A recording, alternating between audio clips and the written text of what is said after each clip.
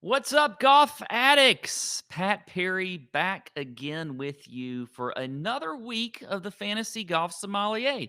Yes, we've made it like 3 or 4 weeks now, which is incredible, I think. We may even do this all year. We'll see what happens.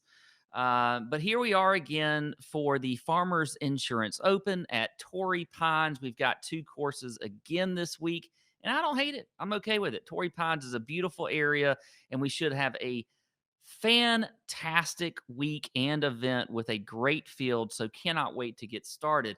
Now, I always got to start with what I'm drinking. And tonight, now I'm gonna open it up right now. I'm gonna take the cork off there. And corks are very important, and we're going to talk about that a little bit in tonight's episode of the FGS. But what I'm drinking is something called Buck Shack Cabernet. Ye old Buck Shack. By the way, I don't like when anybody says ye old. I don't, that's like, just, I can't stand ye old for some reason. Anyway, this is a weird bottle. Look at that. It's a weird bottle. See how short it is? It's kind of stumpy. You don't really see all that, things like that all that much. And you know what? That's okay. Things can be different. You don't have to have everything be the same all the time, and that's why we try new things. It's like with golfers. These guys are not all the same. They're all different. You got short, stumpy golfers like Buck Shack here, and then you got, your tall, long, strong, and whatever else golfers out there that are a lot different.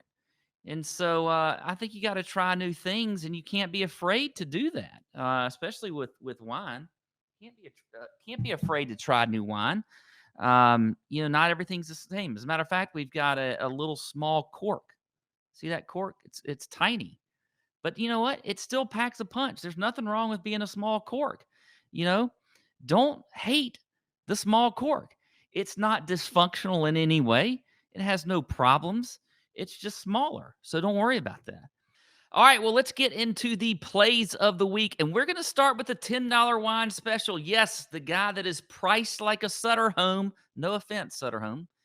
And plays like a Camus. So he is a guy that I think is very cheap, but is going to just be, say, magnifique when it comes to his play this week at the Farmers Insurance. And that is going to be Mr. John Huh at 7,000 on DraftKings. I love him. Look, this is a guy who's in kind of sneaky good form. He's had 3 straight top 25 finishes.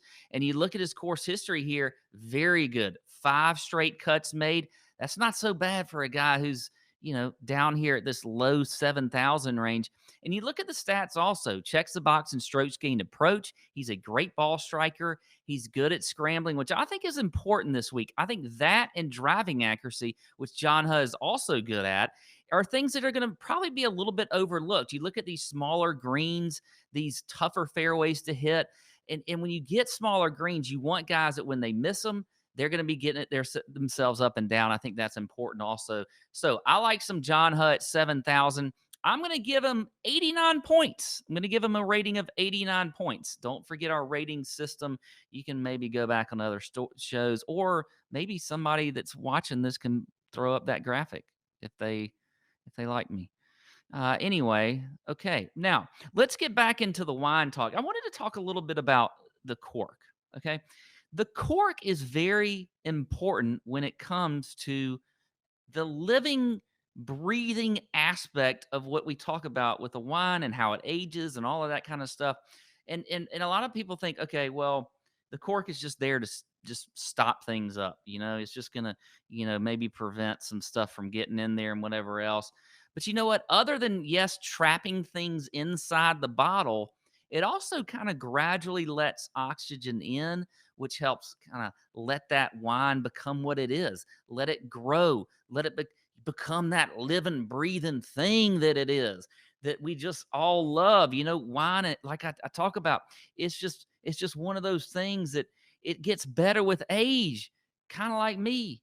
Maybe not. But anyway, let's talk about the taste here. Mm, yeah, I'm tasting Cabernet is what I'm tasting. and it's good. It's good. But anyway, the cork is very important. And, now that we got all these, you know, screw caps and all that kind of stuff, I'm not hating on the screw caps, but I think that the cork is just an important thing to really help that wine age, get a little bit of that oxygen in there and help those flavors come out. Not too much oxygen. That's not going to be good for it. You just got to have just enough.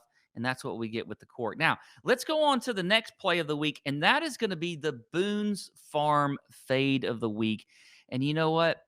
For me, I'm going with a guy that I love. I picked him in the fall. He won the Mayakoba, won me some money. But I don't like him this week, and that is Victor Hovland at 9,300. I'm not liking where I'm seeing his ownership. It's a little bit higher than I'd like to see it. I just don't know if it's a great course fit. The guy really has had some trouble with his scrambling ability. Hasn't been all that good. Also, he missed the cut the first time he ever played here. Don't like that also. And then, here's the thing. He sucks at putting on POA. He's terrible. He's literally like dead last in the field in putting on POA. Don't like that either. So I am going to give Mr. Victor Hovland 80 points this week. I'm sorry, Victor, but you know what? In a few weeks, I'm going to love you. So I'll get back on the train, Victor. This has nothing to do with you. Okay. It's me. It's not you. Okay. Now, our final pick this week, the Pop the Cork play of the week is going to be Jason Day at 8,600. Another guy that just, you know what?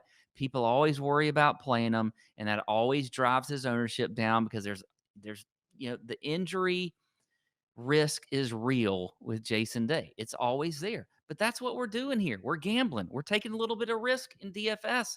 We want that low ownership. It gives us some leverage. I'm okay with doing that on a course that is a perfect fit for Jason Day's game. He is a great scrambler. He's great off the tee. Has fantastic course history here with a victory just a few years ago in 2018. We saw good form from him and also last year in 2020. Didn't win an event, but still, I mean, the guy played very well all year. I think that continues into 2021. So I like some Jason Day. I'm going to play him. He's 92 points for me in our ratings guide for golfers this week. So Jason Day will be the Pop the Cork play of the week. So there you go. That's all I've got for this week's episode of the Fantasy Golf Sommelier. I hope you like it. If you do, maybe click that like button. I wouldn't mind a like. I wouldn't mind that. Or a comment, maybe some things that you want to hear from the Fantasy Golf Sommelier later on down the year, maybe next week, 3 weeks from now, whatever. I mean, I'm all ears here. If you hate it, well, whatever. I don't care. I'm doing this for fun anyway. I enjoy it. I enjoy drinking wine. I enjoy trying to give some decent advice. It's not always that great, but you know what? Cheers to you, Tour Junkies Nation. Out!